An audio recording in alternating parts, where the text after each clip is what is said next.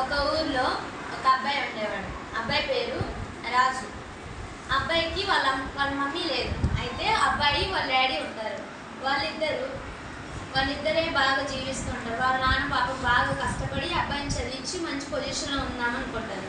అయితే అబ్బాయి చదువుకోకుండా ఎప్పుడు ఎదురువాడిని మాట్లాడడం కానీ, కూతురు మాట్లాడడం కానీ, ఎదురువాడిని ఎక్కువ హర్ట్ చేసేవారు. అయితే అది వాళ్ళ డాడీకి ఇష్టం ఉండేది. కానీ వాళ్ళ డాడీ మాత్రం మంచిగా ఉండేవాళ్ళు.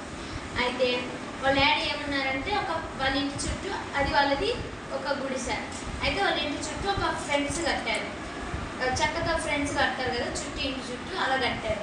అయితే వాళ్ళ డాడీ ఏమన్నారంటే, నువ్వు ఎవరినైతే ఏదైనా మాట అన్నా, వేరే వాళ్ళని హర్ట్ చేసినా, వాళ్ళకి తప్పు లేకుండా అలా చేసిన ప్రతిసారి ఒక నేను ఉంటుంది కదా ములికి, దాన్ని ఆ ఫ్రెండ్స్ కొట్టమన్నారు.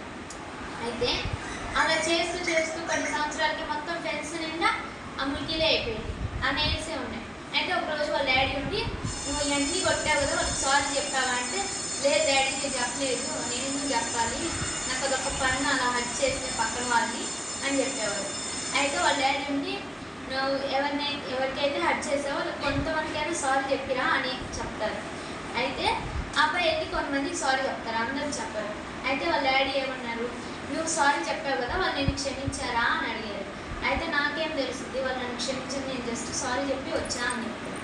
అయితే వాళ్ళ డాడీ ఏమంటారంటే, ఇప్పుడు నువ్వు సారీ చెప్పిన వల్ల నెయిల్ ఉంటుంది కదా కొట్టింది ఫ్రెండ్స్కి, అది బయటికి తీసే అన్నారు. తీసేస్తే నెయిల్ తీసేసిన అక్కడ ఒక హోల్ ఉంటుంది కదా. అయితే వాళ్ళ డాడీ ఈ స్టోరీ మొత్తంలో మోరల్ ఏంటంటే, మనం ఎవరిని హర్ట్ చేయకూడదు.